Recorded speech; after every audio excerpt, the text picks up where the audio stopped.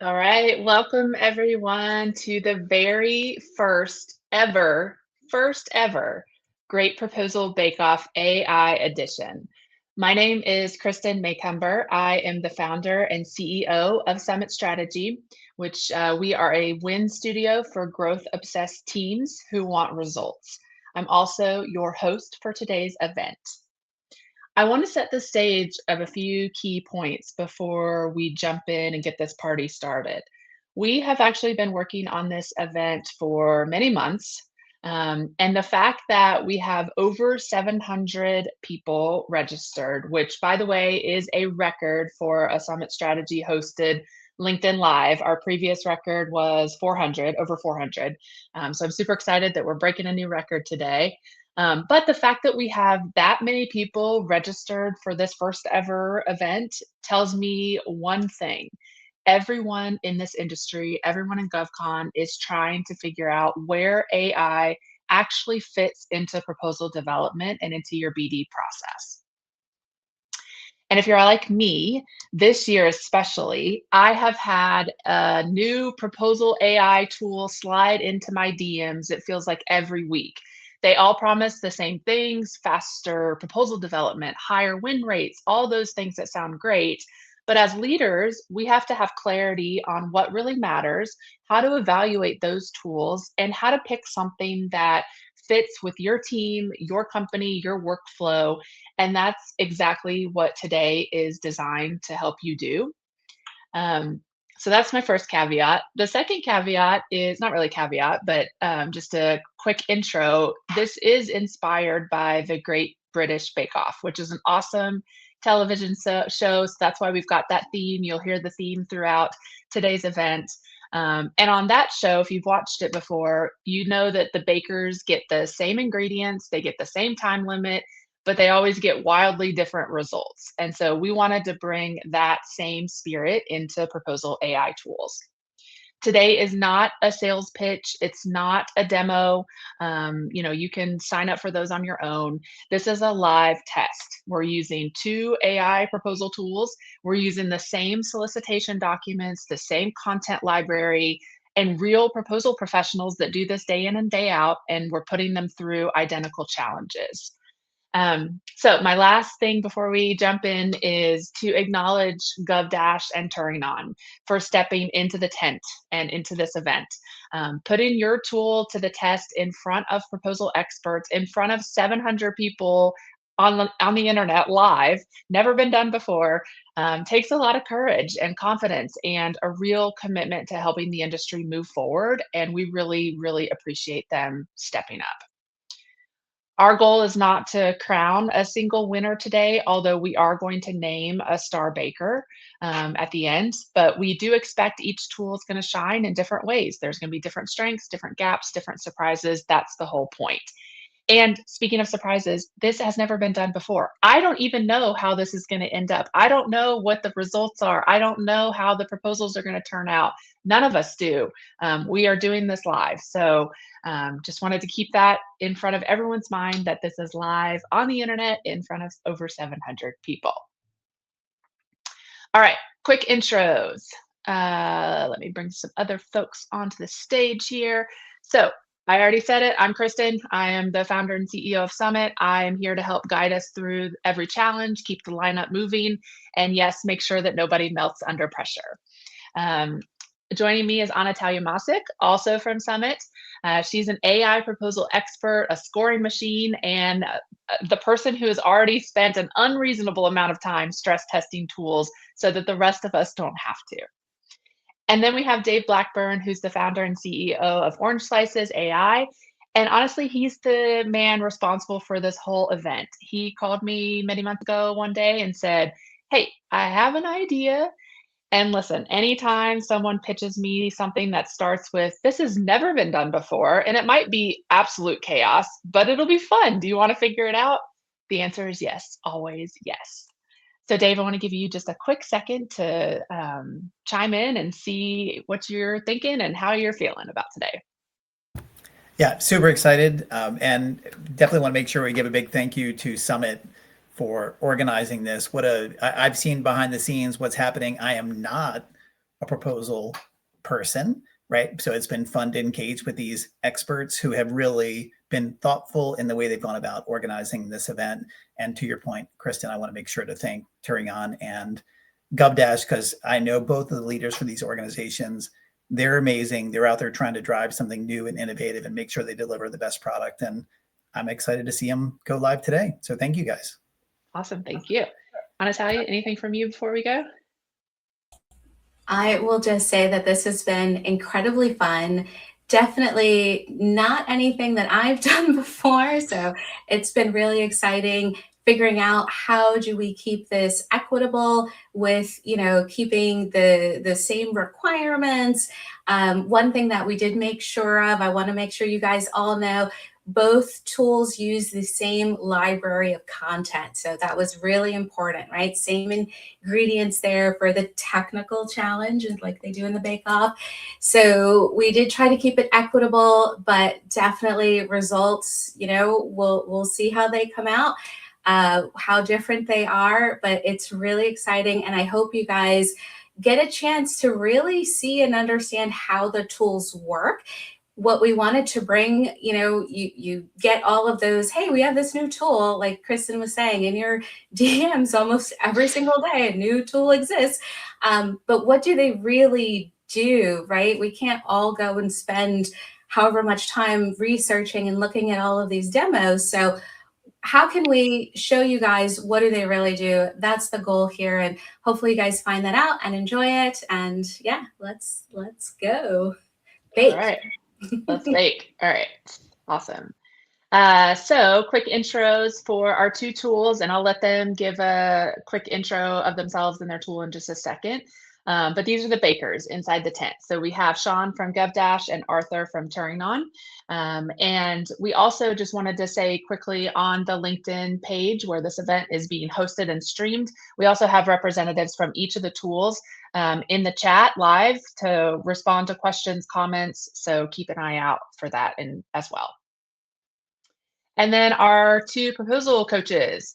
So we brought in two completely independent proposal managers to test each tool today. So neither one of them work for GovDash or Turingon. They had never used the tools before. That was completely intentional because we wanted an unbiased, realistic experience, just like if you handed the tool to someone in your proposal shop on day one. So on the left, we have Kristen. So we have two Kristens today, which is always fun. She's an experienced federal proposal professional who is testing Turingon. And then on the right, we have Yannick, who is also an experienced proposal and content strategist who is testing GovDash. And then because we always need opinions, we have judges with extra opinions today.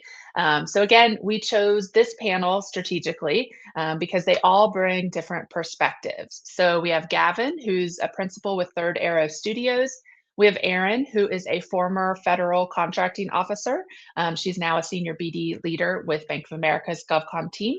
And then we have Ashley, who is VP of Growth at Evans.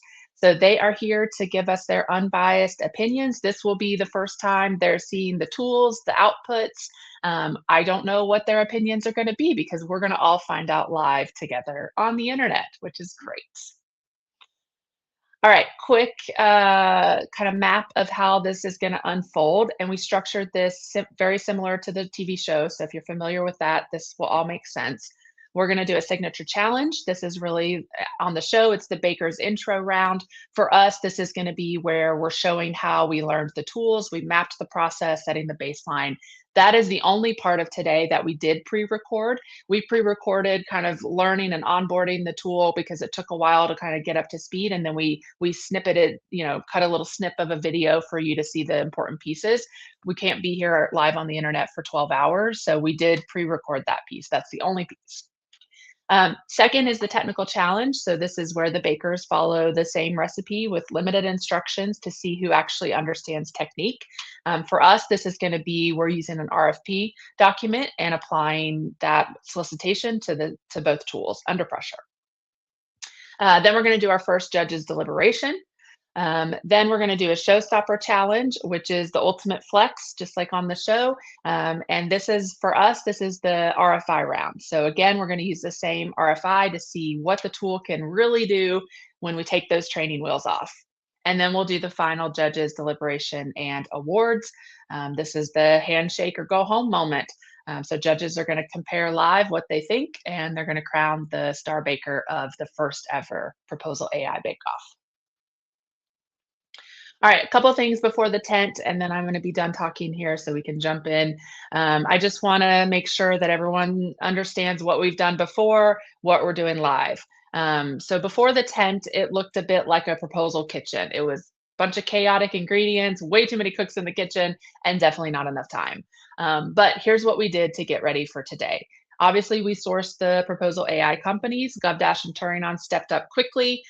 They were the first and ready to go. That alone deserves major props. So we're excited about that. Then we built the expert crew, all the people that I just introduced to you. And then we set reasonable criteria for a 1-hour live evaluation. As we know, proposal writing is never a 1-hour activity. We'd all be rich and in different lives if we could write proposals in an hour, right? So we're not pretending that what we're showing today is a complete use case. We haven't added capture, we haven't added intel. We're just using general content to develop a draft proposal.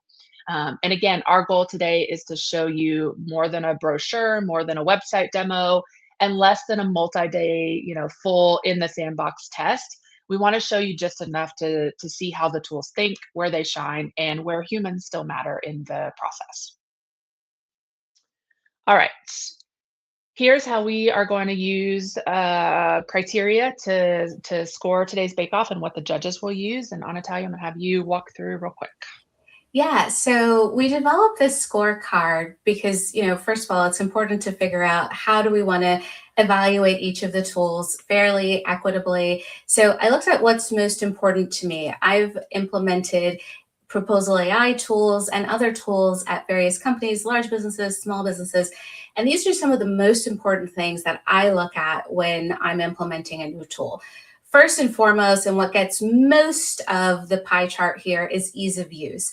Because if a tool is not easy to use, then it's not going to get used, right? So we wanted to make sure, and we wanted to evaluate how easy each tool was to actually use as we were going through this process, especially because we didn't have a lot of time to really learn the tools. So how quickly could we figure out how to work with them? And then accuracy. So as we're going through the results today, one of the things we're going to look at is how accurate these look. Because of the format of the event, obviously, we're not as familiar with the content in the library that's being used, but there are going to be some things that I think we'll probably be able to tell if it's accurate or if it seems like, ooh, that's a huge misfire. And as you guys are looking along with us, feel free in the comments to call out anything you see as well. And then quality. I have Grammarly on my desktop, so I know it always calls out things that are grammatical mistakes or things that could be better. And that's one of the big things as we're working with any AI tool is what's the quality? Ideally, it's going to help us to have a better quality of content that we're putting out. So these are the three main areas that we're going to be evaluating for each of the tools. And these are the three most important things that I look at when I'm evaluating any tool myself. Awesome. All right, we are going to jump into our signature challenge. Again, this is the only piece that we've pre-recorded. So I'm going to have each of the tool owners, company owners, jump on real quick in a second and give just a high-level introduction. And then we're going to watch the 2 pre-recorded videos for each tool just to see, again, how we ramped up, got to use the tool, and started to learn it. All right, up first is GovDash. So I'm going to get Sean up on stage. Hey, Sean. Hey. Hey, everyone. All right, kick it over to you. Just to introduce myself, my name is Sean Doherty. I'm one of the co-founders and the CEO at GovDash. First of all, thank you all for taking the time and being a part of this. I think it'll be quite fun. Just a little bit about GovDash. We work with hundreds of amazing government contractors all across the country. It's really exciting to see so many of you in the comments section right now. We do everything from helping with identifying opportunities, qualifying, running capture development, and solution development on those opportunities. What we're going to be looking at today primarily, which is proposal development, contract data management, reporting, and a whole lot more. And I know everyone here is probably here because they love running things live. If you're ever interested on running any solicitation package and you want to see how that works in GovDash, the system's really quick. We could do it on a live call in just a few minutes. And if you want to do that with any package that you're specifically interested in, just let us know. Awesome. Thanks, Sean. All right. I'm going to play the quick videos for GovDash, and then we'll take a look at that, and then we'll talk about Turingon. This is our dashboard for GovDash. So it is a lot of information. There's a lot that you can do with GovDash. We're going to focus on the basics today. I could probably spend many hours talking about this. One, because I love AI and proposals. I'm a nerd. But two, because there really is a lot to do, as you know, in the workflow of GovCon, BD, and proposals. And so as a reflection of that, we cover that full workflow. So there's a lot to do in GovDash. We don't expect you to have to do all of that yourself as a proposal manager. That's the important thing. So the reason that GovDash is structured the way that it is because we want to invite everybody on the team into the growth process to allow them to contribute their area of expertise, right? Because proposals are the sum of a lot of different activities, and the goal is to win the contract. So I'm just going to take you through a quick overview here so you can understand sort of how the pieces work together. If you look on the side of your screen on the left, we've got our menu, so our navigation pane. The first place I'll have you click is Contract Cloud. Contract here. Yep. So whenever you get into a new system, the first question is always like, how do I get my data in there, and what is it going to be pulling from? It's super important with AI that you have really good data controls and the system knows how to utilize your data. So it's a lot like if you were to hire a new person, for your team and they didn't know anything about your past performance or what you've done. How do you communicate to them so that they can contribute to a proposal or capture effort effectively? And what information would you give them, and how would you explain it? And so this is how we like to tell people to think of it. This is your dedicated area for your past performance. So when I first joined GovDash, the biggest issue that I had with company after company was not knowing where the source of truth for good past performance data was, and if it was up to date. Yeah, okay. So, and I would always find good things and then realize that, oh wait, that was like a partner, right? Or we can't claim that because that was, we were a subcontractor and that was part of the prime contract, not the sub. And so that was always my biggest issue. Being able to be empowered with the right data is really important. And so that's our first step here. I have preloaded 3 of the 4 contracts that I sent over to you. I'm going to walk you through how to load them yourself, though, because it is really easy. So if you'll click Add New Contract for me. Okay. Now, with this, we've got lots of options. One, you can connect to your SharePoint. So I will say that we don't have that hooked up for you right now, but that is an integration that's very easy.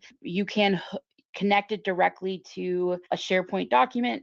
And if you make an update to that document in SharePoint, it's going to reflect in GovDash and vice versa. So that's really important. You don't have to maintain 2 different data systems. For right now, though, we'll have you upload the contract. So click Upload Original Contract, and then you'll select the HHS file that I sent over. Perfect. And you can see here at the top, Data Library, SharePoint. So that's where you would connect those things. So go ahead and press Confirm for me. Great. And then I would just put the award title as HHS. It'll extract that afterwards, but we like to have you guys be in control. So this is something that we would have the people that manage your contracts within your company do to make sure that it's compliant and everybody's working from a compliant source of truth.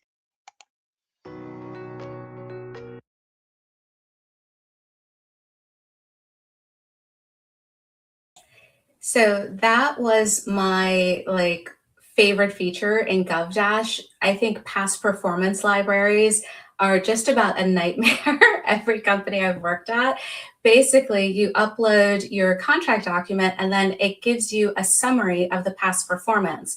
And you can go on to add in any CPARs or client kudos or if you have notes from your project manager on the government side, or any other information related to that project, you can upload it there right in GovDash, and it creates a summary, and it's ever evolving. So all the information that you add into it for that specific project, it continues to update your past performance. I mean, that I worked at large companies, small companies, everything in between, and that has always been such a problem, keeping your past performance up to date. I think GovDash has solved that issue hands down, but there's more if we go to the next video.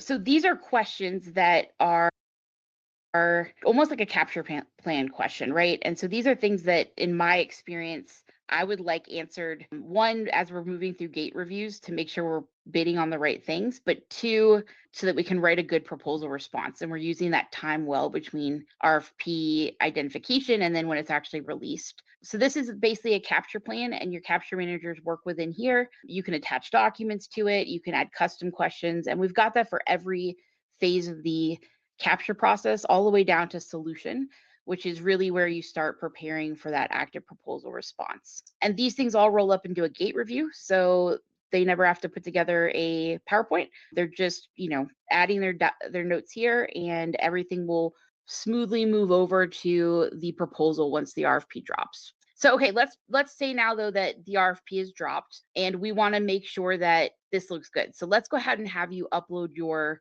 document. I'm going to have you go back to the pipeline.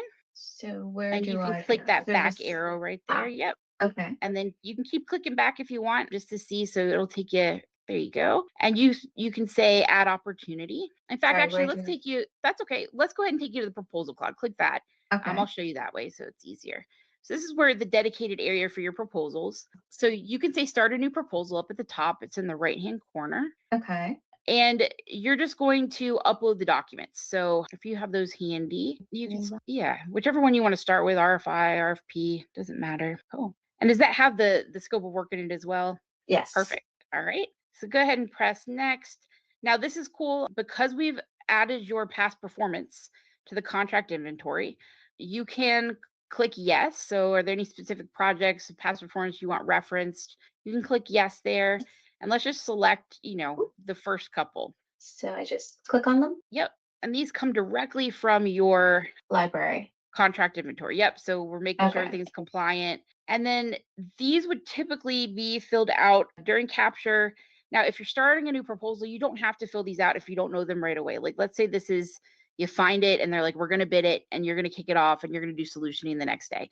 You can start the proposal without it because the first step is an outline. So we're going to shred the document for you. You can go ahead and press finish. And that's automatically going to start processing your documents, pulling out the information. You can see that it's reading them. And within a couple minutes here, we're going to have an outline. So while that's working, what I'll show you is the other tools that are available during this process. So that'll start processing itself and then we can go back. But go ahead and over on the left-hand side, click activity for me. So this is where you would have your task tracking or your notes, when you need to assign something to somebody.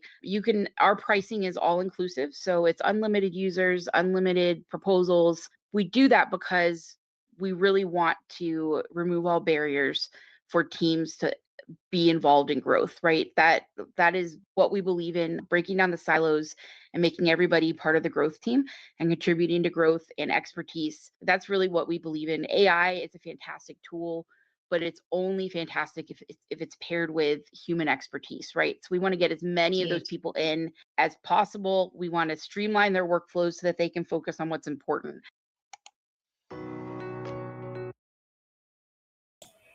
This was so cool. Having the pipeline there combined with a proposal tracker, being able to include your solutioning messaging, it was all in one. It's such an easy way to keep track of everything all in one place. It helps streamline your proposal process all in one tool. So that was great to see.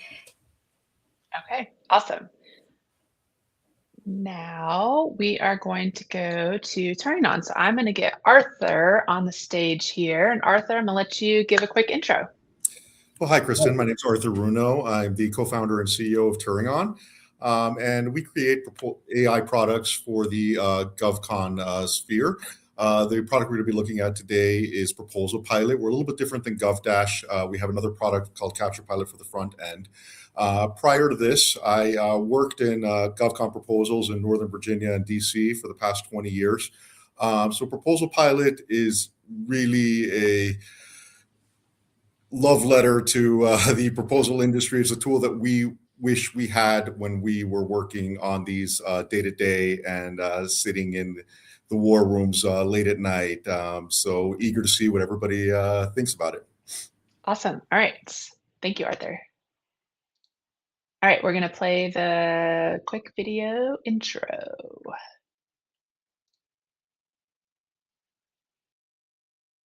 That's awesome. I'm excited to actually start the proposal, to push that big purple button. So yeah, no, I probably best to go ahead and, because I was thinking it through, for that to go ahead, have you walk through the actual creation and everything for the proposal. If I need to, I can bring up the demo environment as well. Here, I'd like to show you individual things if I need to support and the actual creation or whatever it may be, walk through. But I want to make sure that you have an understanding of how exactly it works, basically. So I find it better that the person using it actually, does the full walkthrough. So yeah, no, this is awesome. Thank you so much. yeah, no problem. Anything else I should know?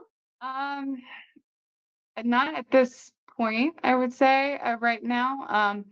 We went through the loading of documents, the usual questions I would get is basically the file type, making sure that they're loading the correct type of documents. So this is a little different considering it's kind of preset, I guess you could say.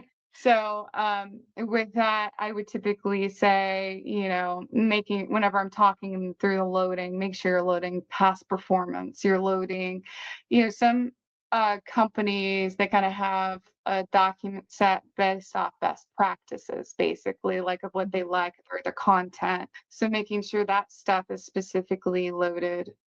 Making sure that capabilities, I think it's US's of your current contracts, and it's usually, advising don't load your RFPs there because you don't want to have it where there's that confusion there basically in the system, because it's going to assume whatever PWS that comes up that it pulls from, it's going to assume that that's your past performance. Right. And then it'll talk to that that's what you've done, but that's actually what you need to talk about doing. Oh, that's good to know. So how do you tell it to address the RFP or the scope of work? So that would happen once you go into the specific things for starting a proposal. Okay. So yeah. Okay. All right. We'll do that too. Yeah. This is the overarching part of basically the onboarding, which usually it takes a little bit longer for the customer, not much longer, but it's before those points of pointing out what are the best files, basically types to making sure they're onboarding and everything. And like I said before, you would usually have some sort of set, do you have a preference on who the administrator? You would get this before all this started. It's who is going to be doing the loading of documents, those type of things. Who, are you planning to connect to SharePoint? Does your administrator know? Are they good with that? Yeah.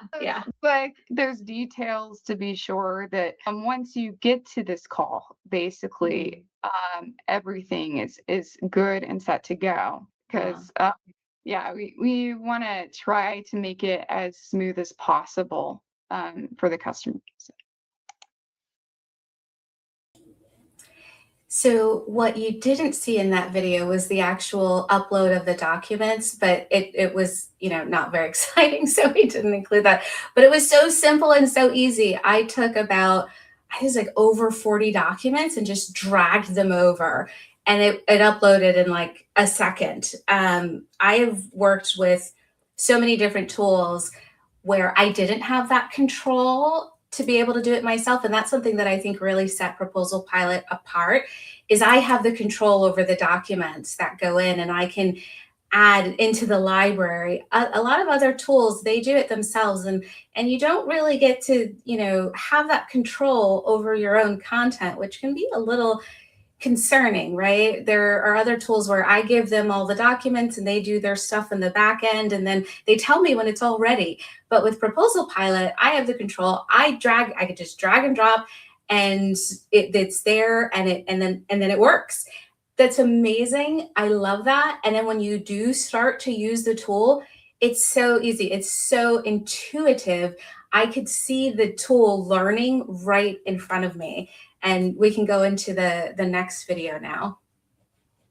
That's awesome. I'm excited to actually start the proposal, to push that big purple button. So yeah, no, I probably best to go ahead and, because I was thinking it through, for that, to go ahead, have you walk through the actual creation and everything for the proposal. If I need to, I can bring up the demo environment as well. Here, I'd like to show you individual things if I need to support and the actual creation or whatever it may be, walk through. But I want to make sure that you have an understanding of how exactly it works, basically.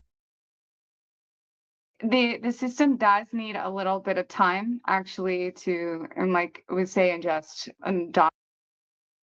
documents and everything to be sure that it's giving an optimal results. So we do ask that you wait. Typically it would be about 24 hours. We ask you to full the optimal results, say, from the system. So whenever you do get to the point, whenever you're creating a proposal, and we're happy to walk you through that step, you just would go ahead and go back to the proposals tab, in which that is your dashboard. Okay. So we can go ahead and, walk through that step as well after the documents are fully set in the system. Okay, cool. It's something that I noticed that I really like. It picked up the company name from the content that was loaded. Yes. So it will actually for instance, for this material, we have it where I didn't have the company name on that. Well, I did that purposefully because I was trying to have it where, it's whatever name that we had come up for this, event, that it was something that it could be chosen if needed. Mm-hmm. Also, other options really is, you notice that it's kind of like a drop down. It's only going to show the bake-off group, but there's also the ability to have different containers, because we know that customers have JVs, they have those type of where you can't use those different the material, so that is another option there. And also it gives the ability to, if you have the specific naming that you're wanting at the proposal level, right? Because that can be something that has a preference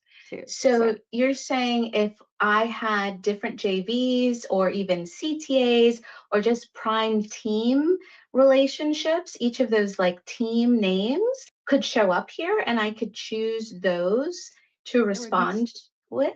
So we have licenses where you could have more than one container. So for instance, you have it where you have a different team, let's say a JV team, for an event.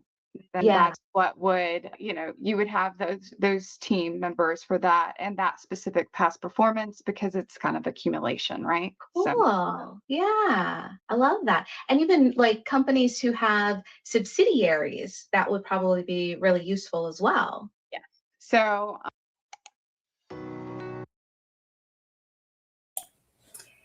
So Proposal Pilot was so smart. It was amazing how quickly it learned and how it was able to differentiate things. And yeah, with the different licenses, I have worked with companies that had multiple JVs and subsidiaries. And if you know what it's like when you have all those different entities and trying to keep them straight. And then you get to like, I don't know, maybe goal team, and you see like, that's the wrong JV name on page 20. We have to like, oh my God. So having the tool that can already figure that out for you, like, that's a blessing. I love it. The system. All right, I think we're going to have our first judges' deliberation. So let me get these folks on the line. Going to change our view. Okay. Talk amongst yourselves and share your thoughts and opinions. Yeah, absolutely. So I'll kick off a couple things because I know what I saw personally and really liked about a few different elements of this. So SharePoint connection on GovDash, very, very cool. That is always an integrated challenge at times, and the ability to update in one place and it be reflected in both is, I think, super, super helpful. The other things that I wrote down, this is for me in particular, I'm on I've done the full life cycle of business development, but I'm oftentimes running the deals and you're working through the capture and everything. And people put capture notes in different places all over the place. So to have that consolidated kind of capture element built into GovDash was really cool. And to bring that into a gate review, hugely helpful. Mostly because it's an immense pain to pull together gate decks. It really is. For those of us that have had that pleasure over the course of our careers repeatedly to send these things out and nobody actually read them or ask the questions that are answered in there at the first 5 minutes of the gate review. Putting all that time and effort in is a pain. So if it's able to kind of cut that time out, great. And then real quick on Proposal Pilot, ease of document upload, hugely helpful. I agree with Anataya there. And then the fact that it picked up the company name, that's really cool. If you happen to forget to put that in, or you are bidding with a specific name on a specific proposal. And then lastly, that containerization element, that's cool. Hugely important today, particularly for small and mid-sized companies that are bidding as CTAs to compete against the $1 billion plus behemoths or the JVs. So, all right, that was a lot. Sorry, those were my notes. Good. So my notes actually sound very similar to Gavin's. I'll start with Turingon and then go back. But yeah, the ability to upload multiple documents at once, that drag and drop, I think that's pretty huge, especially when you're trying to build a database of all of your past performance and all of your information. So that's a note that I made because having worked on government systems where a lot of times it's one document at a time and they each take multiple minutes to upload, I mean, that's painful. So being able to do it in batches is pretty great. I also noted for GovDash, the connection to SharePoint is really great. And then I liked how the past performance can be done manually, but it also had an option for it to sort of create a past performance feedback for you as a former contracting. One of the things that we saw was a lot of companies, even if they have great past performance, they have trouble verbalizing that, or they have trouble contextualizing that and how it applies to what they're going after. So that's a pretty smart feature, I thought. Yeah, I'll just close this out. So for me, I've used a few different tools before, neither of these. For me, it's about ease of use. Like if I see like Turingon had a box that said add new proposal. I need it clean. I need it simple. Like I think we're all busy, right? Like tell me what to do. And if I just need to press that button, I'm great. So the interface I think is super important. I don't know if there's, training that goes along with any of these tools, but that has been a big hurdle that I think other tools have not been able to navigate. So I'm excited that this seems really easy to use because that's key. Yeah, Ashley, one real quick point on that too that you made. The ease of use is hugely helpful. particularly when you think about scalability and you're trying to get people across the organization more involved in proposals, you've got a limited number of capture managers or proposal managers or whoever's putting these things together. If you can get other people in there and start kicking the tires and doing it without having to rely on that bottleneck, that's hugely helpful. Yeah, having clearly defined roles within that system is, I think, pretty massive as well. And with Turingon, like being able to incorporate JVs and the other partnerships that you have to kind of lean into, you know, that experience and those teams, that's, I think, pretty remarkable. Yeah. Cool. Okay, awesome. We are going to move on. So like I said earlier, that was the only pre-recorded portion, the videos themselves, not the judges. The judges, I don't know what they're going to say. None of that is pre-planned. None of that is rehearsed. So that was all live on the fly. So that was the only pre-recorded, the videos that we just watched. Now we're going to jump in to the technical challenge. So Anatalia is going to live look at what a proposal output is for each of these tools from the same RFP. You can see the RFP, or it's actually RFQ, link there on SAM, the solicitation number, if you want to pull it up. It's from a couple years ago. And yeah, this is going to be live, and I don't know what's going to happen. Yeah, let me share my screen. I'm going to walk through the Turingon solution proposal pilot first. Let me make sure I've got the right screen up. And I did already load up the RFP, so you wouldn't have to wait for it to do all of its thinking. I did use, and I pulled this directly from SAM.gov, so that we had something you guys could all look at. I did pull something from a couple years ago because I didn't want I didn't want an active RFP or something that was in evaluation, and then you guys would see content and be like, "Ooh, let me use." No, so keeping any OCIs out of the situation, I used something that was already submitted, awarded, like we don't have to worry about. So this is the solicitation. It was for, it was the data at rest encryption. So I'm going to open it up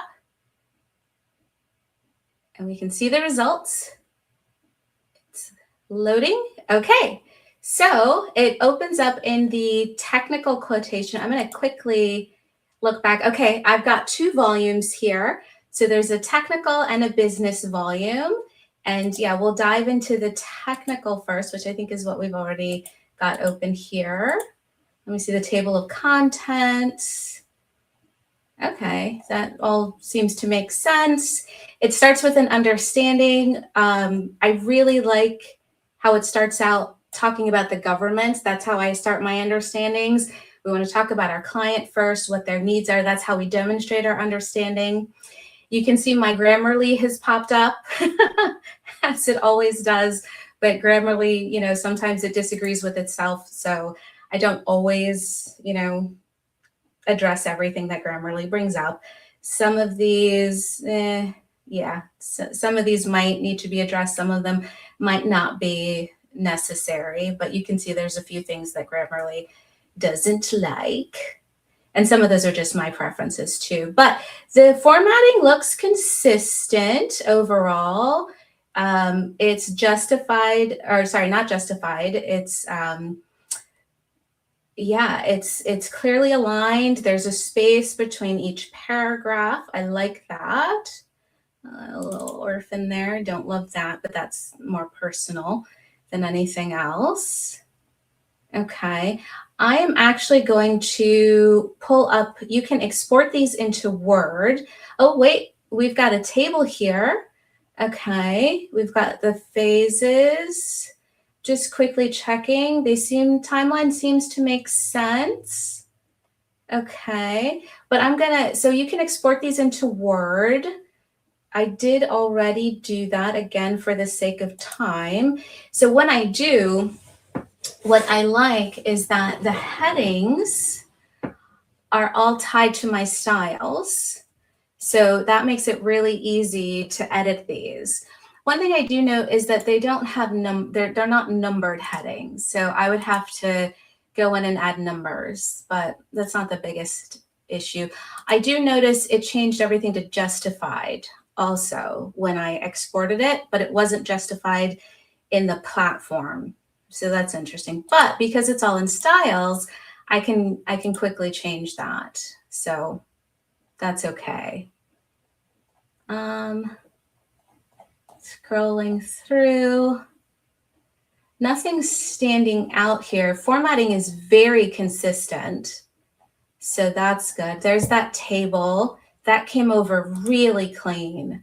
I know there are a lot of times when I take things out of an AI tool and put them into Word, especially a table, and it is a mess.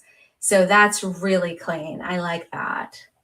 Oh, I got a graphic. That's nice. It gave me a graphic. It's a simple graphic, but it is a clean graphic. It's a workflow, it looks like.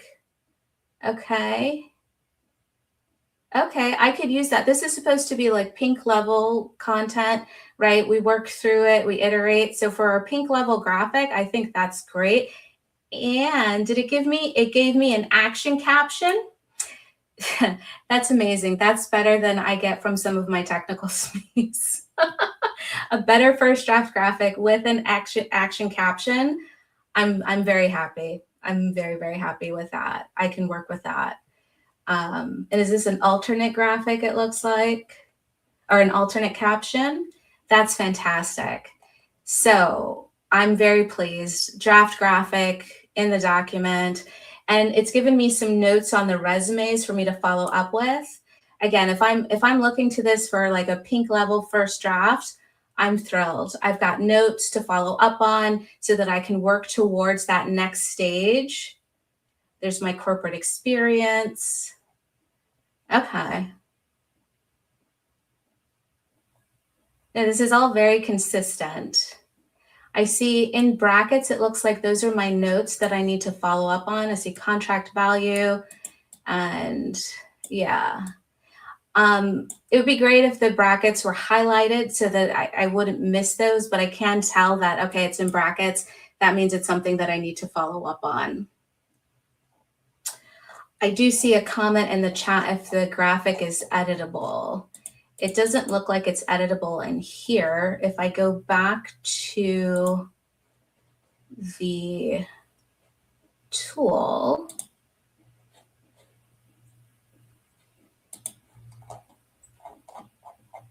is it editable in the tool? I don't believe that it is, but what I can do is ask AI. There's a feature here where I can ask Proposal Pilot to change the graphic.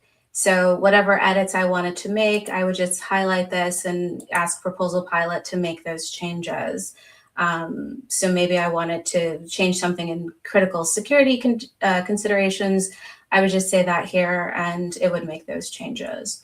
But I'm pretty impressed. Oh, and there's highlights here. Okay, so maybe they just didn't cover carry over into the export. I would say if I'm working collaboratively with my team, I would probably do it in the portal first. So like highlighting things in here, making comments, and then I'd wait until it was closer to a final copy before I exported it. So that kind of makes sense. But let's also take a look at the business volume. And I'm very happy. I've got two separate volumes for my technical, for my price. So the assumptions, it's done in a narrative form, not something I'm used to, but I kind of like that. Usually companies will give me like assumptions in a bullet list, and they're usually like not thought out last minute, right? Like it's the last thing we've done. Here's some assumptions. This feels like the assumptions are well thought out. I like this. I think I might use this approach on some of my proposals in the future, making the assumptions a narrative. Because usually you also don't have a limit on a page limit on your price volume. So why wouldn't you? Okay, the Proposal Pilots made me rethink how I do my price volumes. Look at that. I like that. Okay, I like that a lot. Interesting. Yeah, all of these are narrative based. Okay. Got it, got it. Again, consistent formatting, that's all good.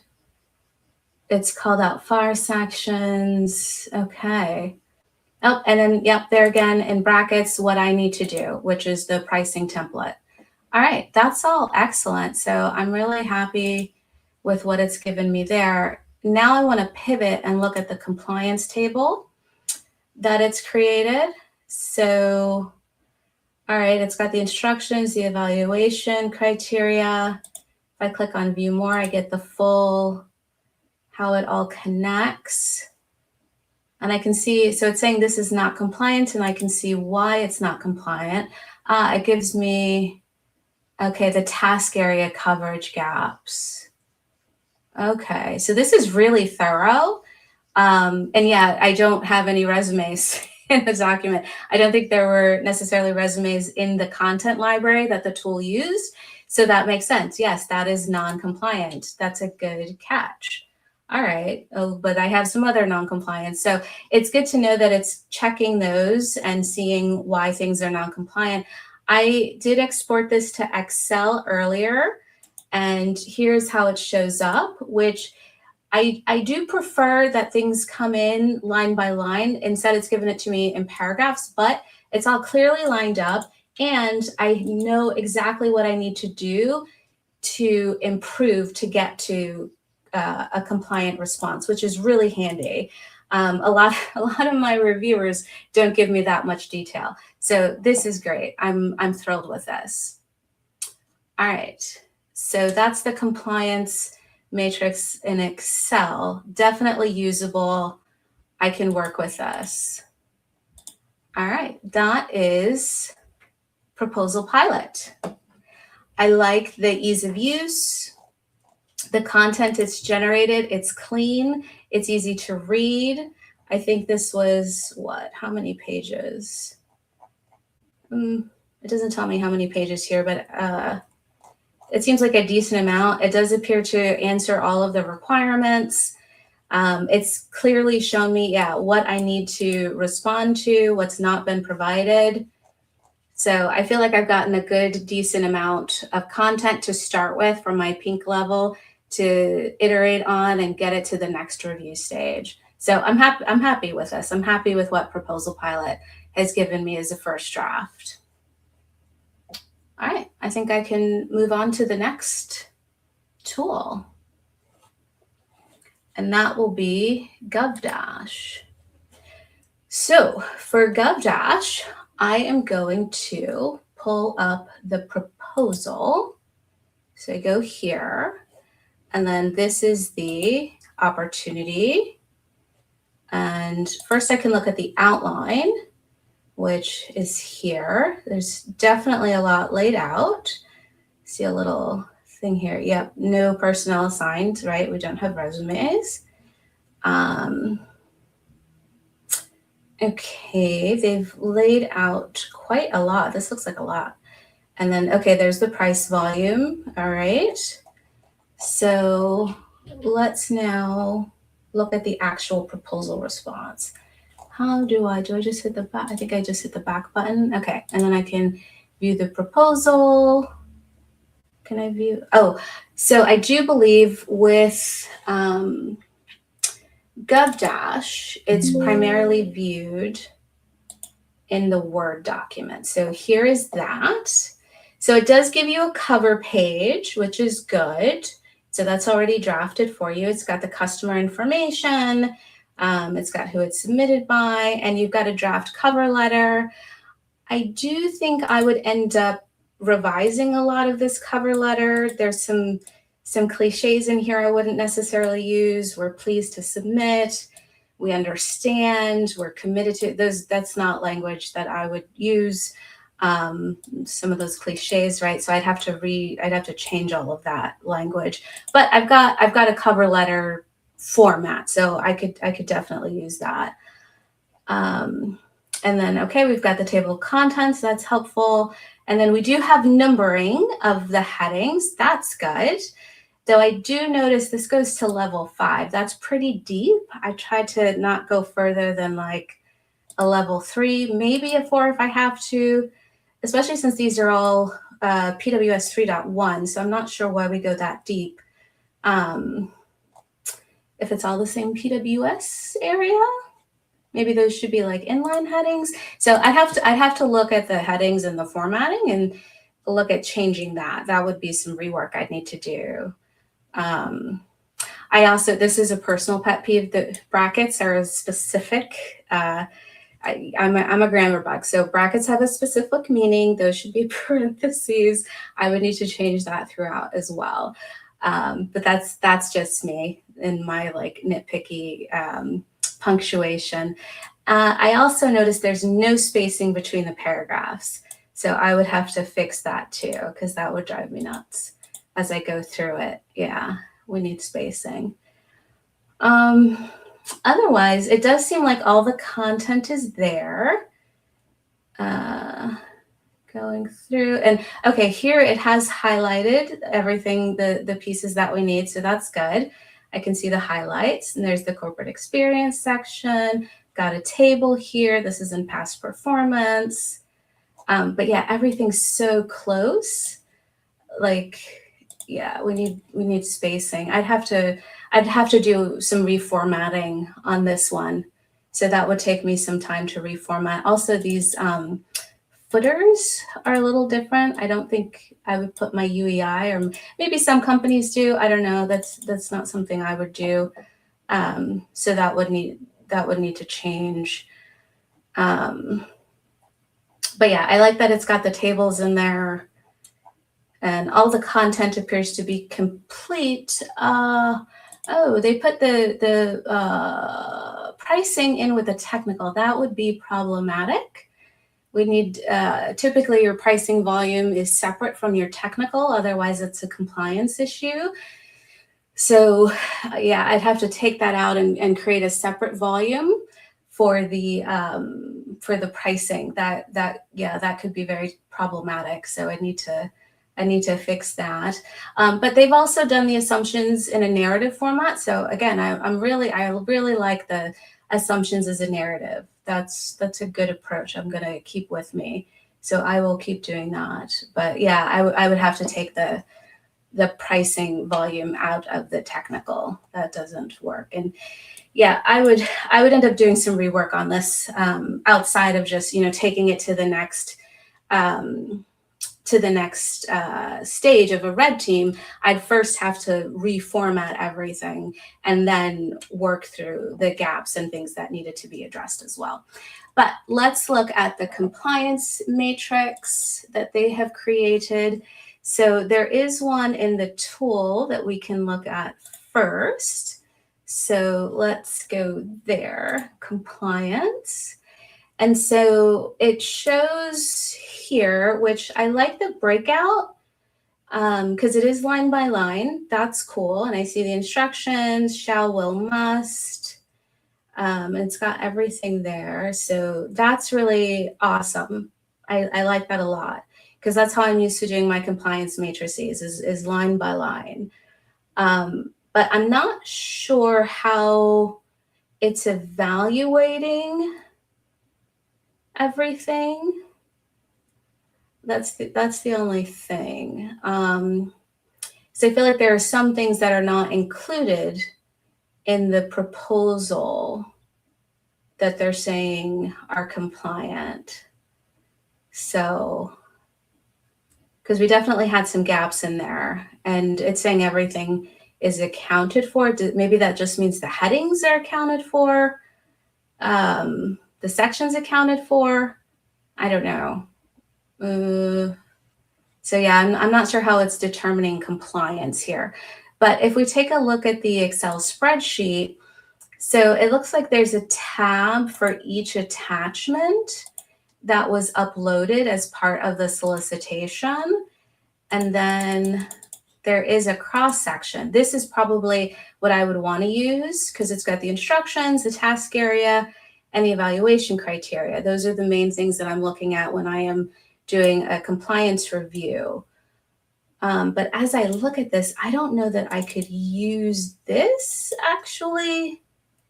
So because I would want these to be a one-to-one across. So whatever the instruction is, does it align to the evaluation criteria? And then what's the task area that aligns to it? But these don't align in that way. So like we have quotes will therefore be treated independently of any other quotes. And then there's conduct analysis, presentation, and documentation. And then there's factual and technical capability. Those don't align. So I actually could not use this to do an evaluation of the document. I would have to, and even, yeah, this is technical quotation, but that line I just looked at, well, yeah, here's these are all the factors. Yeah, I couldn't use this compliance matrix. This wouldn't work for me. And then in the portal, I'm not sure how this is being evaluated. So yeah, the compliance piece for GovDash, I don't think I could use this at all as it is, but some of the other features like the contracts, creating the past performances, that's fantastic. Definitely love that. The content that was generated, you know, I think some of it would work. I definitely have to do some reformatting, but yeah, interested to hear what the judges think. All right, I'm happy to jump in first this time. Something that really stood out to me, I love the graphic generation. That was so cool. That is such a like pain point for a small company like ours who we don't really have people that can do that. And then you do like move like shapes in PowerPoint to try to make it look like a graphic. That was awesome. Thumbs up on that one. I thought strength for GovDash for sure was PWS elements aligned to the actual kind of draft outline. That's huge when you're looking at something quickly, and the way that they broke it up seemed, I didn't look at it a ton because we're doing this live, but it seemed to reflect what you would want to see from an initial compliant outline. Just looking at some other notes. Let me stop there. I'll let my other judges go, and so we have some time because I know we're running a little late. But great job, both teams.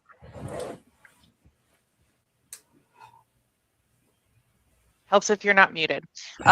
And I'm going to be looking at this from like a KO standpoint. I know while you were going through the tool, there was some feedback about usability or operability for GovDash, but the fact that it tied that generated document directly back to specific sections of the PWS, while there was going to need to be some rework, that's really important for the evaluation process. And that's one of the things I noted as an opportunity for Turingon is that while it had a really nice format, the sections did not tie directly to the PWS, and the labeling on those sections was kind of difficult to line up with the PWS on a one-for-one, which is what the government's going to be doing on evaluation. So both systems, I think, would require a good amount of human interface or human interaction to make them usable. But if the ultimate goal is selection, you want it to be as tied to the RFP and that one-for-one as possible. So I think both systems had they had some strength, they did some great things. I mean, the fact that it generated a graphic was fantastic. It looked like editing it was a little bit difficult. There was, you had to type into AI to try to have it help you change that graphic. But overall, the outline of that proposal was very nice. It was clean. It was tidy. Those are some of the notes that I have. All right. So I've got some of the same things, I think, in certain places. So on GovDash, a thorough outline. It called out missing content, which I really liked. It included a cover page. You can address what that cover page looks like, but the fact that it put that out there was really nice to already have that kind of pre-populated for you. And then including the numbering, even if it did go into a little more detail than we maybe would want, it was really nice. I liked that it clearly highlighted missing content when that output came out. Some of the things that it could improve upon there formatting and the output Word document doesn't have spaces. And I am a nitpicky, meticulous person. So that bugs me. I don't like having to guess where breaks are and things like that. And the volumes being combined into a single integrated, that's an opportunity to improve upon, I think, in the output of GovDash. On the proposal pilot side of things, consistent format, including a graphic. I think we all agree there. Including a graphic is pretty cool. Like a starting point graphic, it doesn't have to be your finished polished one, but if it gives you that kind of thought process onto paper and helps articulate a complex area, that's super, super helpful. And I think helps the KO side of things visualize what you're talking about. So I think that's cool. Compliance matrix and compliance checks is a really nice feature in there. I know we didn't do compliance specifically, but that is a hugely important part, and that does fall to kind of the accuracy. As far as the things that they could work on here, the section numbering not included, that is obviously one that we'd love to see. And while the missing content is called out, it's not as clear with highlighting or a different color or something along those lines that would be helpful.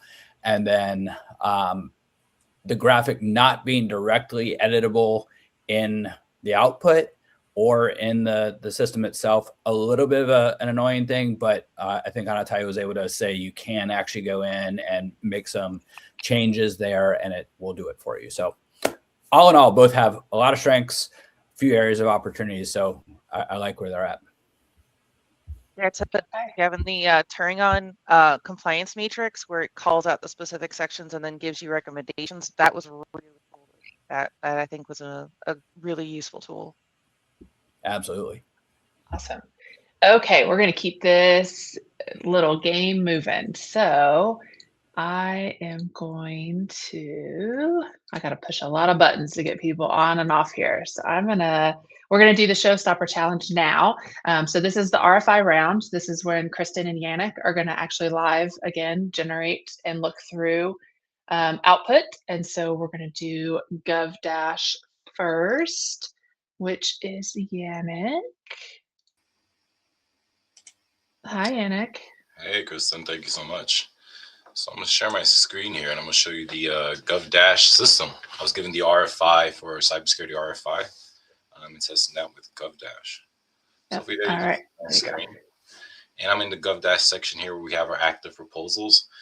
And I have my cybersecurity RFI response here, which we used AI to generate a response. So you'll see down below we have our solicitation package where we attached our documents.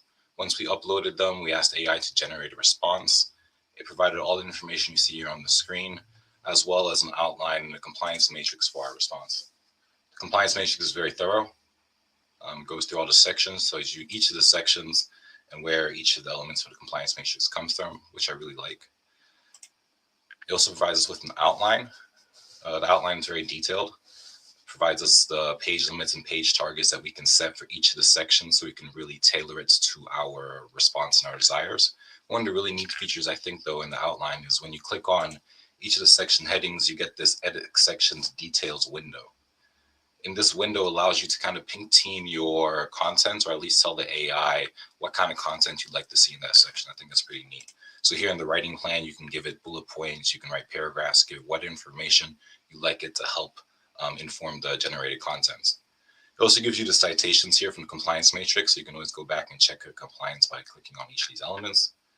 And they also have sources. So you can add sources to your proposal opportunity from where the AI can pull content from to create the content that you're seeing here in the middle. It also provides you with citations. So it tells you where that content was used, where that content was pulled from, and you can see where it was used, those citations for each of those context examples here on the right. So I think it's really neat if you take the time to really make these updates and customize it. I think you can get some really, really powerful responses. So I think it's a really nice customization tool. Once you did all that, it allows us to create a version here that we can download and we can work on in Word. And also ties to our SharePoint, which I think is really neat too. As you make updates in SharePoint, it also updates on GovDash, so that's pretty nifty. So I took time to download it and pulled up a copy here of the Word version of the document. One thing I love right off the bat, cover page. Love a good cover page. Does need some editing, but it's off to a good start. Just need to replace my photo, put in the logo. You have my submitted to information, who I'm sending it to. And also you have my company information with placeholders for anything else I need to add. So I think that's really awesome. There's some comments here from GovDash agents in case we're finding any errors, just letting you know, hey, we have an acronym here that I don't have a definition for. So that's good for my writing and compliance check. If I need to fix anything, the AI does tell me if it has any gaps, which I think is super helpful. I think before we were talking a bit about the alignments, but one thing I think is nice is that GovDash also outputs the document and it's aligned to my styles. So I have all my heading ones aligned to heading 1s, 2, 3, 4, 5. So if something I don't like, I can quickly update it here in my styles and update throughout the document. So I think that's really helpful as well. Also looking again, once again, I see some highlighted pieces. That's really great for me to go ahead and fill in those sections. Overall, this is an RFI response. So the first thing that I really do think about when I see this outline though, I see I do have a lot of headings for an RFI response. Looking at my total length of the document, I'm at 43 pages for a 5-page RFI, which I think 43 pages is a lot of pages. But I certainly think that if I go back in the system in GovDash, customize, change those page limits, and take time to really give it the material it needs to develop a good response, I think I can get it down into the pages I need. And I think the content looks good. So far, looks complete. It's thorough. We're hitting all the points. We have introductions. So a little bit of customization, a little bit of touch up. I think I'd really have a stellar proposal. At a minimum, I definitely think it's getting me to pink team. And I can get something even stronger with more customization. Awesome. All right. Thanks, Yannick. Pleasure. All right. Now we're going to do Kristen and we're going to do Turingon. Hi, Kristen. Hi, I'm going to share my screen so we can get this going. All right. So I have got my proposal pilot dashboard up on my screen now. Yannick and I, just as a reminder, were provided the same RFI, same materials to upload in our library. And you'll see the cybersecurity RFI right here on the left-hand side. So I'll go ahead and open that. Everything's already been uploaded just for the sake of time for this LinkedIn Live. The first tab will bring us to those proposal details. So as a proposal manager, I'm just looking for accuracy here. Is there anything that we can pull in additional that can help that narrative and content quality just strengthen, as well as those acronyms, making sure they're defined. I'll also review my file attachments, make sure everything is uploaded here. When you do upload a proposal or solicitation document to Proposal Pilot, it'll ask you if you'd like to provide any guidance while generating your proposal, or if you have any capture documents actually to upload with it. It will also generate that as well. So if I need to add anything after the fact, after I've already generated it, I can do that here. Very similar to what we saw with the RFQ and what Natalia had showed in the terms of the results of the outline. Seeing something very similar on the RFI. One, I'll just go ahead and say, I think I saw Elizabeth Lancaster in the chat to say that this is a no training needed platform. I couldn't agree more. That was my experience as well. It's very intuitive, very easy to use. So if you have a proposal team that you're just getting introduced to AI tool or just kind of want things simple, Turingon is definitely where I would recommend that. As mentioned, it did not have any bring any numbering. So just as a proposal manager looking at this outline, it has a lot of ways that I can co-collaborate with different users within the document, such as making a comment and tagging them and fixing those headers within the platform. So I may just go ahead and do that right before I upload it. There's also something I wanted to point out here was the resume notes. So even if you have candidates uploaded in your library, this platform will try to identify those candidates that you already have in your firm and then even suggest or say that just inline notes to say, hey, don't forget this. It's requesting it within the RFI. So I really liked that feature, just making sure, just going behind me and just making sure those notes are already preloaded in there, and I can either highlight them or put them in a comment and shift things how I like, or to what my team would be helpful to my team in communicating to them what may be missing at this point. At the compliance matrix, again, just touching on this a little bit from what Anatalia had presented. I also found that it was very comprehensive in terms of compliance items that it picked up from the RFI. It definitely needs a lot of work post-upload to check compliance either line by line, and just the accuracy of details and make sure that it's in there. But just really good check there. And then also one other feature that I wanted to point out here is the sources that it's pulling from. So this is an overview of the sources that we've loaded into that library to generate the response. And if there's perhaps maybe another source that I don't see in there, I'd like to toggle one off, I can easily do that or add a source and regenerate the proposal outline. So that was really helpful for me. Overall, I was really happy with this, and it was something that, I can just build on from here. For the proposal managers watching, I know sometimes with working with teams, it's easier to start with some content or a library, or, hey, where have we done this in past proposals, or what's our capability? Well, this has the ability to really put that out there, and then you can tailor it from there. I'll just go back briefly also to just point out this, again, just emphasizing this Ask AI feature. This is a really great feature if you're looking for, or if you want a table, maybe a graphic's missing, maybe you want some bullet points here, or an SME or contributor has an idea about a value add that we can add just in an overview or particular section, or you're trying to search the library. You can actually do that just right here on the right-hand corner. So, I mean, it's very quick, very efficient.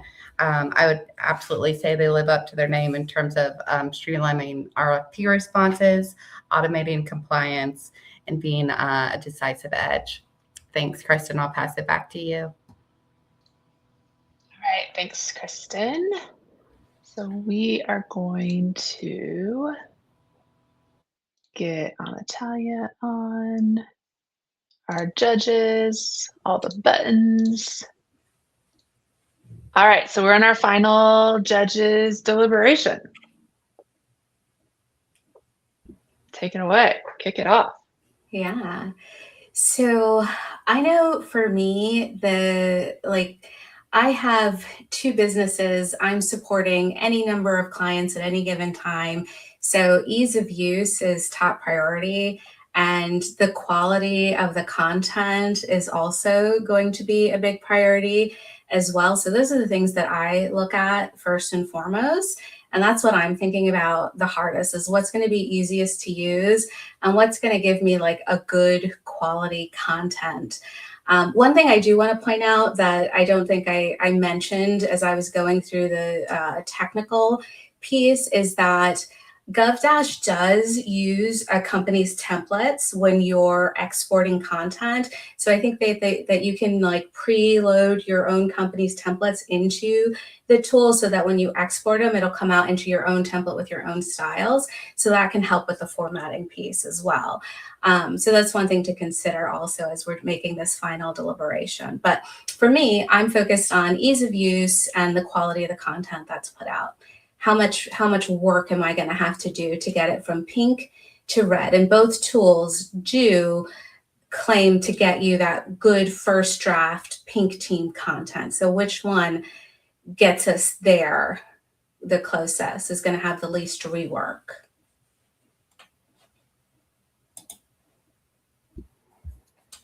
All right, I'll jump in here. So I think some of the comments that I have are similar to what we had on the RFQ, but there's a few things that maybe came out.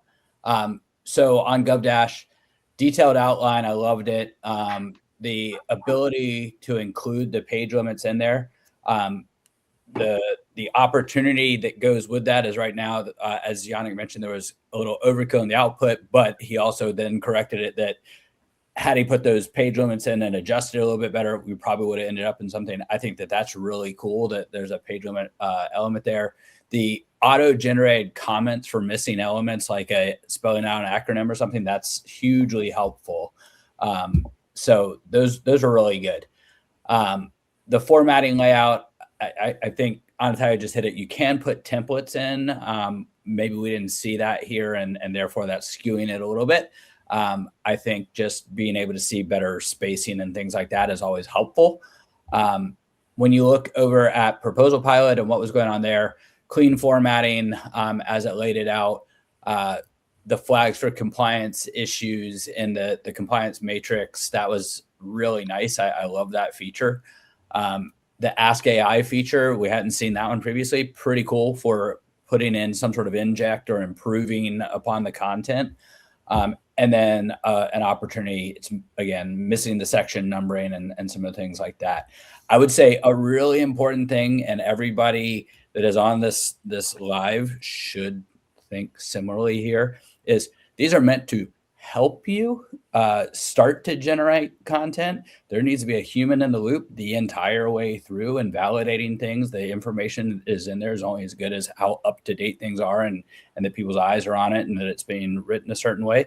If anybody would just be comfortable submitting a fully AI generated proposal to the government, then I don't want my taxpayer dollars to go to you. But that is just my personal opinion. So. Yeah, I'd say that for both systems, an RFI is the government looking for information. There's a request for information. Both of them kind of created something that was much closer to a proposal. It was very long, it was very detailed. So like Gavin was saying, you definitely want somebody in there making edits, cutting it down. As a response to an RFI that's 7 pages long, I don't want to read it. I don't even want to look at that. That is way too much. But I think that there definitely was with Turingon, it was really easy to generate a response. That compliance matrix, again, is really great. It calls out those specific sections and identifies the sources where that info comes from. One of the questions I would have is, I know there's a 24-hour period for the system to digest the information that's given. If you add or remove a document, does it need another 24 hours? That wasn't covered. So that is a question that I would have. For GovDash, it does allow you to focus again on those specific sections. It calls out sections from the PWS and how they tie together, which I think is really helpful for formatting. And again, it makes it easier to evaluate. And then, you can call, it called specific sections where there's no information for this acronym. This is highlighted. You need to fill this in. But again, it may be a bit long for an RFI. It's set up a lot more like a proposal. And so you really make the person who's looking at these generated documents knows what they're supposed to be submitting so that they can see that, hey, maybe this is a little detailed. Yeah, I would just highlight that point about length. I mean, sometimes I'm not the best cutter, admittedly. So it's kind of like, it's nice when you get something and it's kind of within the range. So the detail's phenomenal, I would say, but trying to get it closer maybe to what the requirement was, I think would be super helpful. But overall, again, similar comments to what we saw with the RFQ. Both, seem to really give you an awesome product. And one of the biggest challenges with our SMEs is you can't give them a blank piece of paper. If you give them something that's, solid, you get so much better content back with, your core team examples and metrics. You just can't start from something blank. So I think that both of these do a really nice job with that. And Ashley made such a good point, just across the board to writers or anybody that's contributing to a proposal. If you're putting content in there, 10% over page count is okay for early drafts that we can cut, but much more than that, it gets really painful. Awesome. All right. So it's time to reveal our star baker. We're going to have to pick a winner. I know it's hard in 90 minutes. None of the output is perfect from either tool. And there's little pieces that we would switch and fix and change, but here we are in a 90-minute live, and that's what the point of today is, just to give you kind of a quick, brief overview of what to look for, how to evaluate a tool, how to look at an output and decide if it's worth investing in. So, but this is a competition. I know tensions are high. I know there's a lot on the line for both of the tools that so willingly and proudly stepped up, and we're super grateful for that. But we got to pick a winner. So judges, what you got? What do you think? For me, if I were to make the purchase, and it's based on how easy the tool is to use and the quality of the content. So when I looked at how it read and the least amount of rework I would have to do, for me, the Star Baker would be Proposal Pilot. So that's one for Turingon. All right, I'm gonna make a little note here. Turingon, you get one. All right, who's next? So I think it's funny. One thing just to note is the judges, we actually have a score sheet that we've been going back and forth on. So this is a total split decision, which is a spoiler.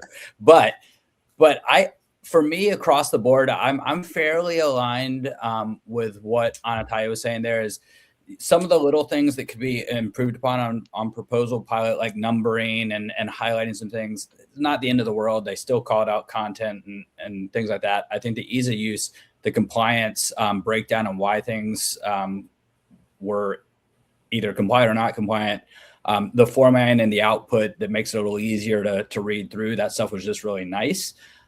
So I would probably lean that direction.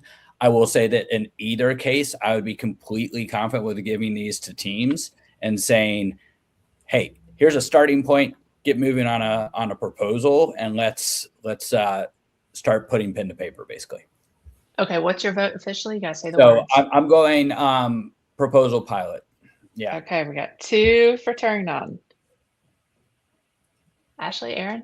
All right, I'll go next. So again, I thought both tools, they were clear. For the most part, they look compliant. You got quick content that you can, edit, which is key.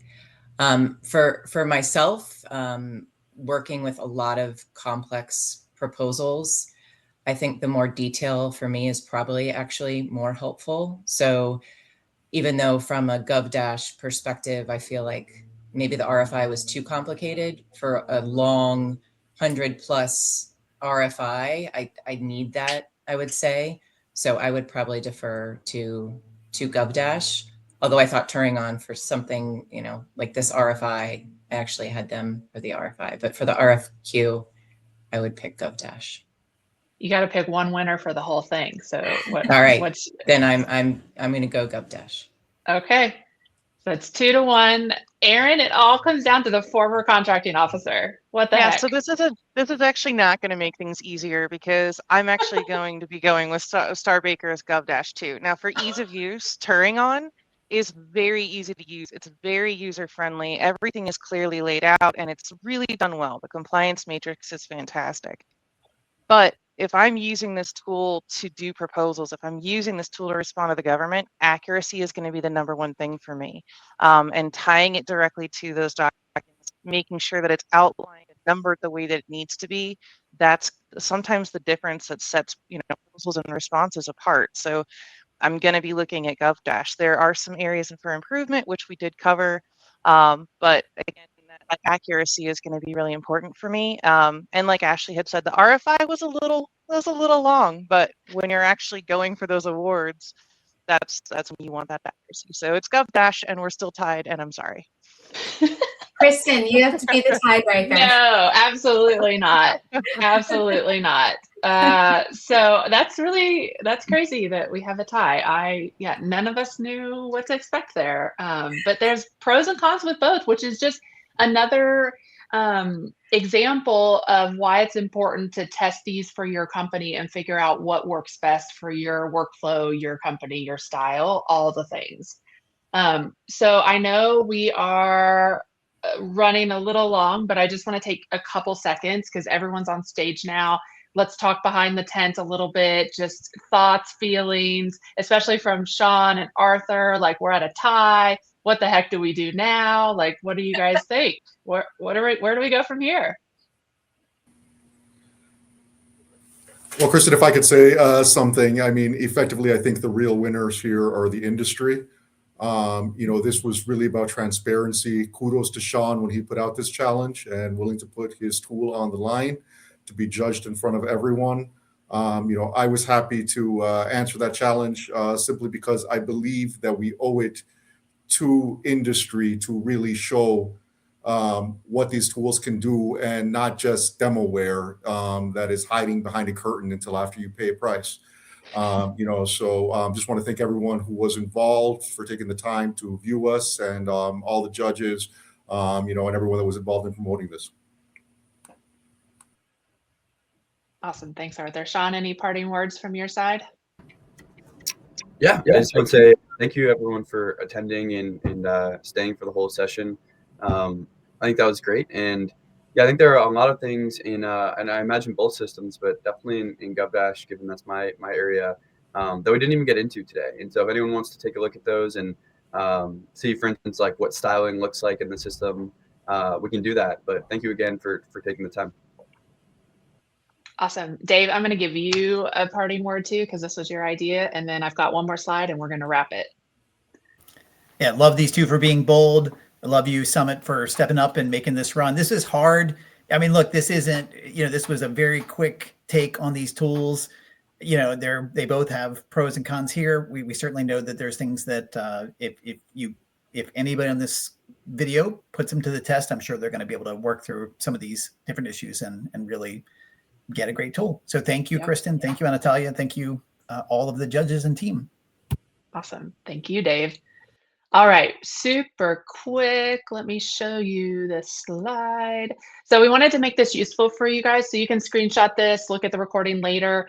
These are some of the questions that you can start to ask yourself as you're evaluating tools for your company to figure out what tool works. Like we've looked at today, each tool brings different features and different ways of doing things, and that will be different for each company, what matters the most. But this is just helpful starting point to help you make those evaluations and decisions for you. And then of course, not to do a shameless plug, but hey, I'm a business owner, so I'm gonna do a shameless plug. If you need help evaluating tools, we can help. Summit Strategy. We can also help you write your proposals, do your marketing, brand, BD, all that good stuff. So use that QR code, schedule time on my calendar if you want to chat further. Otherwise, I just want to say a huge thank you again to Dave for calling me with this crazy idea. This was a lot of fun, a little stressful, but a lot of fun. I'm going to need to go take a shot of vodka or something after this now. On Natalia for leading the charge on getting us organized and all the things. Like, she's been a huge, huge help. Our judges for all their awesomeness and just, willingness to dive in. Both Natalia and I called a bunch of people to see who was willing, and these three responded with a very quick, yes, I'm in, whatever you want, which is awesome. Yannick and Kristen, thank you for bringing your proposal expertise and running the tools through the systems with your viewpoints. And then last, but certainly not least, Arthur and Sean for, again, stepping up in a very, very public way. I know that this is stressful, and I can't imagine how many shots of vodka you need after today. Cheers to everyone, and thank you again for joining. Happy holidays. Hopefully you got a lot out of this event, and we'll see you on the other side in 2026. Thank you.